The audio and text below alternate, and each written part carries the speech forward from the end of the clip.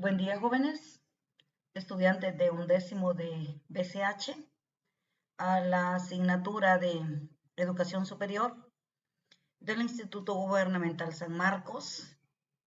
Como todos saben, soy la profesora Socorro María Hernández y hoy vamos a desarrollar una temática denominada las instituciones de educación superior. Específicamente vamos a hablar de los modelos y grados académicos que ofrecen las mismas. Las universidades o las instituciones de educación superior, como comúnmente se le llama, son entidades, son sistemas operativos de enseñanza, específicamente en el nivel superior, o la educación terciaria, como se le denomina o como se le conoce en algunos textos. Esta educación superior está más que todo enmarcada dentro del proceso de la investigación, de la recreación de cultura científica y humanística. Ese es el verdadero propósito para el cual está destinada esta enseñanza, en la cual es generadora de nuevos conocimientos, actualización de los mismos y nuevos descubrimientos que conlleva al desarrollo y beneficio de la humanidad. A las universidades también se les denomina campus de estudio, que estas son las encargadas exclusivamente de otorgar un grado académico en la educación terciaria y también la cual está referendada por un título, los cuales son entregados en nombre de la nación. En Honduras, como es obvio, ¿verdad? La mayoría de las universidades, casi diríamos un 90%, según los textos o según las fuentes, el 90% de las universidades o centros universitarios o campus de estudio que existen en Honduras son privadas. A las universidades o campus de estudio o instituciones de educación superior, ¿verdad? Así como se le conoce, son las encargadas de la preparación del individuo con las competencias que la sociedad, la nación y los procesos productivos requieren. Existen modelos de instituciones en la educación superior como las universidades con sistemas o procesos de enseñanza o modelos presenciales. Este es el tipo de universidad más común que hay en el país y en el mundo. Se le considera que es un prototipo de la universidad tradicional o de la enseñanza tradicional. Es una universidad diríamos, clásica, donde la mayor parte de las personas optan por este modelo o este sistema de enseñanza porque consideran que el proceso se eficienta más. Las universidades presenciales brindan la enseñanza o los procesos de enseñanza-aprendizaje directamente al alumno. En este el alumno necesita estar frente al profesor porque es el guiador, el promotor, el administrador del proceso de enseñanza-aprendizaje. Estas tipos de universidades se caracterizan porque el profesor es el elemento clave de la enseñanza. Es el que dirige, es el que coordina, es el que promueve, es el que administra, es el que evalúa. Es una persona en tiempo real, o sea, es una persona real que debe estar al frente físicamente de los estudiantes para establecer esa conexión entre emisor y receptor de este proceso, en la cual se necesita interactuar para que el proceso sea más efectivo, más dinámico y se adquieran conocimientos más significativos. En este modelo se utilizan los medios virtuales o los medios, pero solamente como recursos auxiliares, no en los cuales se sustenta o se dirige o se orienta o se transmite el proceso de enseñanza, sino que simplemente es un auxiliar.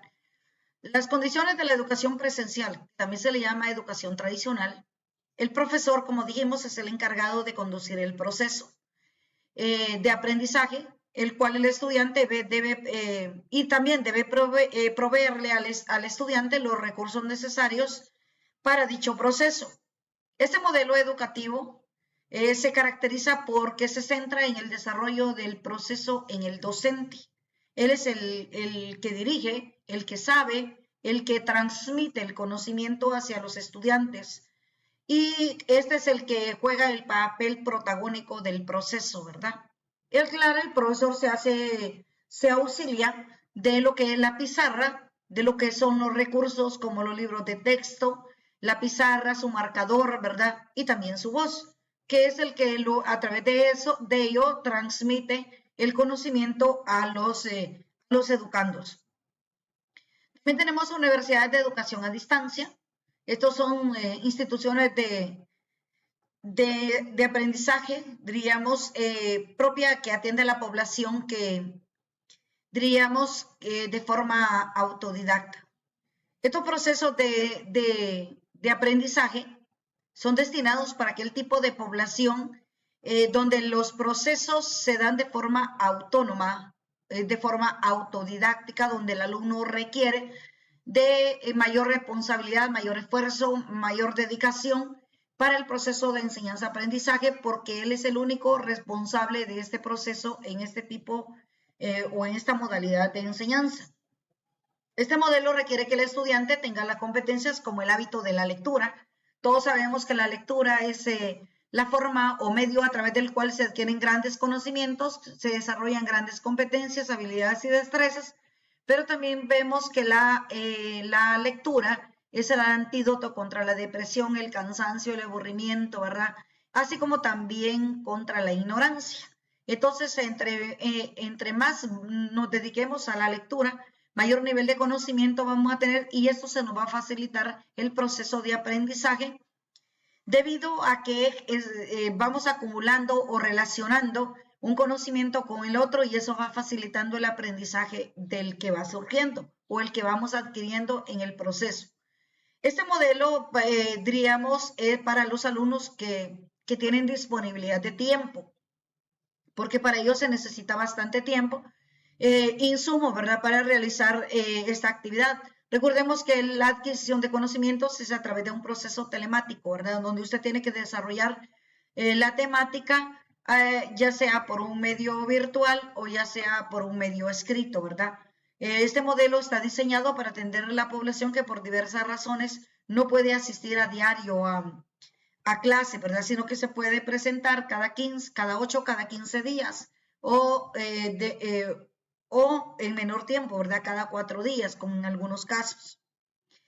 El aprendizaje a distancia, el alumno debe ser autodisciplinado, donde el alumno debe saber cuáles son los contenidos que debe desarrollar, cuántas páginas son las que debemos de leer, en qué momento tenemos que hacer la tarea, qué momento hay que subir la tarea, para evitar retrasos y complicaciones y reclamos a la vez. El alumno debe manejar lo básico de lo que son las herramientas tecnológicas porque las vamos a utilizar, o hoy, mejor dicho, son exigencia en la situación en la que vive el país o el mundo. El estudiante debe ser responsable. Este modelo de universidades solamente son para las personas donde el alumno es responsable, donde el alumno es autónomo, ¿verdad? Donde él necesita crear, ¿verdad?, condiciones para que faciliten el proceso sin la dependencia de una segunda o tercera persona. Las universidades virtuales, bueno, que hoy con la pandemia se han puesto de moda, ¿verdad?, y que son las que mayor auge han tenido, diríamos, del año 2020-2021, pero que estas universidades o este modelo de universidades surge con el famoso estallido de introducción, diríamos, o el boom, diríamos, de lo que es la Internet en la década de los 90 cuando ingresa. Esto vino a revolucionar progresivamente o ha revolucionado progresivamente los procesos de aprendizaje porque nos ha obligado, ¿verdad?, a adquirir conocimientos, dominio y manejo de lo que son las herramientas tecnológicas, así como también los dispositivos móviles que son una herramienta de aprendizaje desde el año pasado para acá. En las universidades virtuales, este modelo, ¿verdad?, su principal actor es el estudiante, el tutor, que es en este caso es el encargado de administrar, dirigir, ¿verdad?, orientar el proceso y el material didáctico. En las universidades virtuales o en este modelo, ¿verdad?, el estudiante es el principal agente del proceso de enseñanza-aprendizaje. El método que utiliza es el interactivo y reflexivo, porque el estudiante tiene que ingresar a su material didáctico en el horario que lo disponga. Debe ser autodidacta, formarse, orientarse, comprender contenidos, trabajarlos para poder adquirir las competencias que se requieren. En las universidades, en esta modalidad o en este modelo de la virtualidad, tiene ventajas las zonas o las áreas o las poblaciones a las que tienen conectividad, pero no es accesible para aquellas zonas o áreas o personas a las que no tienen acceso por varias razones o por varias causas, el acceso a lo que es la Internet, ¿verdad? Entonces, las personas no tendrían acceso a este sistema. Los entornos virtuales de aprendizaje le permiten, ¿verdad?, que al alumno adquiera un rol activo, o sea, que usted se interese por el aprendizaje, se preocupe por el aprendizaje, busque el aprendizaje constante para poder adquirir conocimientos. Y esto refuerza su papel de mediador. El docente solo se convierte en un simple mediador, ¿verdad?, a través de una plataforma tecnológica que podemos saber dirigir este proceso. Pero el estudiante es el único responsable de ese proceso. El nivel de conocimientos que adquiere el estudiante va a depender del nivel de interés que tenga en aprender. El desarrollo de habilidades y destrezas y competencias que llegue a adquirir el estudiante depende única y exclusivamente de dos. Uno, del interés que él tenga o de los propósitos o metas establecidas que tenga, y el otro va a depender de la precisión, diríamos, o estructuración con la que se le proporcionen los conocimientos a través de dichas plataformas. Las universidades semipresenciales, este es un modelo, ¿verdad?, creado específicamente para aquellas personas que por diferentes razones también, o por la distancia, o por el trabajo, o porque los salarios no son acorde, o porque vivimos lejos de las ciudades donde existen los centros universitarios, no podemos asistir, ¿verdad?, durante todos los días, sino que son instituciones educativas universitarias que tienen este modelo donde los alumnos tienen que pasar una parte en la universidad y otra parte del tiempo correspondiente a lo que es el trabajo de campo. Entonces podemos decir que son personas que el proceso de enseñanza-aprendizaje es teórico práctico, ¿verdad? Y que estas instituciones se caracterizan porque brindan en una educación, ¿verdad? O son instituciones superiores híbridas. Híbridas significa que esas instituciones tienen personas con diferentes características, ¿verdad? O caracteres que conllevan a que sea, diríamos, heterogénea, ¿verdad? Estos se enlazan a los procesos educativos y, como ya dijimos, es presencial y a distancia. O sea que una parte la recibe en los centros universitarios o en los campus de estudio y otra la recibimos durante el proceso de práctica que realizamos en el campo. La educación semipresencial tiene sus ventajas, ¿verdad? Nos podemos ahorrar tiempo y dinero, porque no estamos todos los días o jornadas completas en la universidad. Se promueve un autoaprendizaje, o sea que depende de usted la capacidad o el interés que tenga de aprender. Mayor información y la rapidez de intercambio de materiales, ¿verdad? Esto lo podemos hacer a través de como recursos didácticos o como recursos interactivos. El aprendizaje se genera a través de nuevas tecnologías, se retroalimenta de manera constante porque tenemos acceso a diversas fuentes de aprendizaje, pero tiene grandes desventajas. El estudiante es suplantado, ¿verdad? Por otro proceso, diríamos, por los dispositivos. La distribución del tiempo es inadecuada porque no contamos con un horario establecido.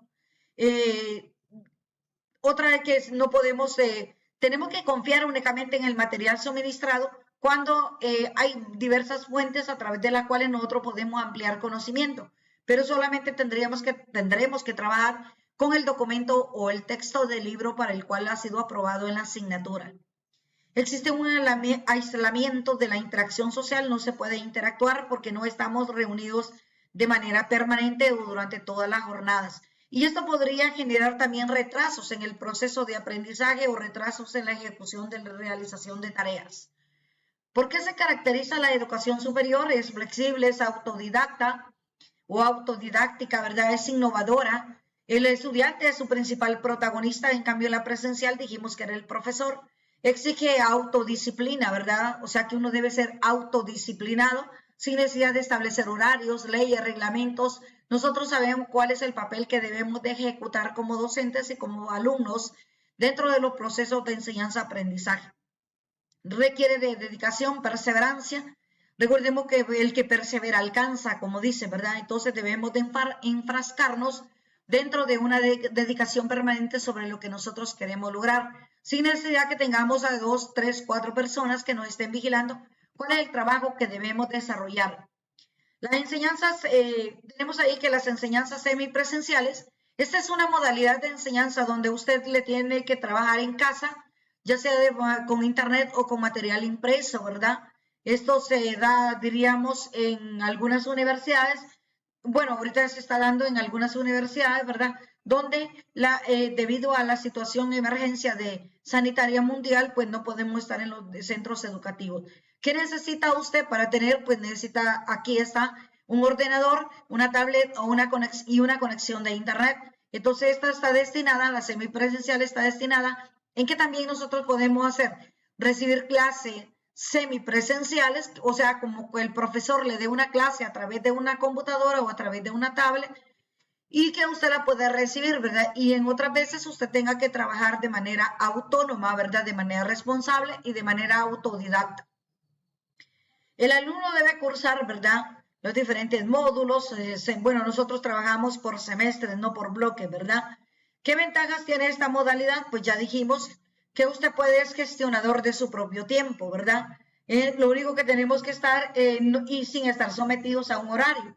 Pero esta ventaja la tienen solamente las personas que son capaces de administrar su tiempo, ¿verdad? No aquellas personas que tienen que estar sometidas al riguroso horario, a la rigurosa vigilancia, diríamos, de las autoridades educativas.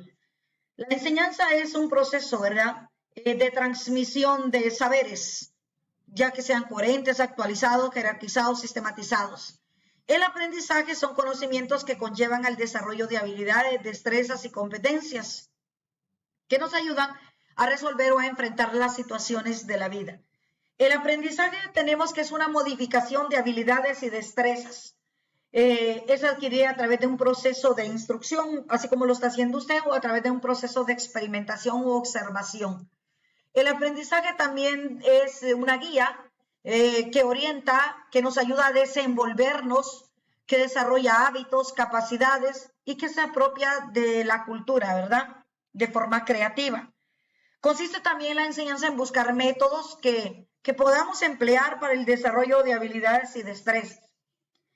Como conclusión tenemos que la educación superior constituye en la actualidad uno de los instrumentos principales en su intento por asegurar el desarrollo de los países, porque de ellos depende la formación y la capacitación de la mano de obra y de los niveles de productividad y competitividad del mundo globalizado.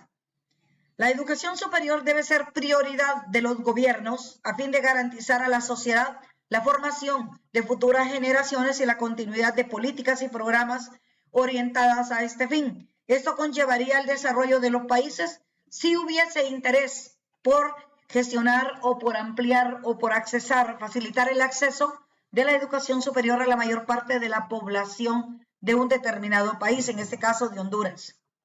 La educación debe estar relacionada a las demandas económicas, a las demandas sociales y políticas y culturales de las sociedades competitivas y globalizadas. Esto conllevaría al desarrollo integral del individuo, al desarrollo familiar, al desarrollo de las sociedades y por ende al desarrollo del país para que tenga niveles de competitividad con los demás países del mundo y podamos establecer relaciones, ¿verdad? Y podamos obtener formas de desarrollarnos o procesos a través de los cuales podemos insertar la población altamente capacitada o que ha adquirido un proceso de enseñanza-aprendizaje en las instituciones educativas universitarias. Entonces, Honduras es uno de los países con mayores niveles de analfabetismo, con poco acceso a la educación universitaria debido al alto costo, ¿verdad? Y a los bajos ingresos que tienen las familias hondureñas. Bueno, entonces en la próxima sesión espero verlos, espero que el contenido haya sido, ¿verdad?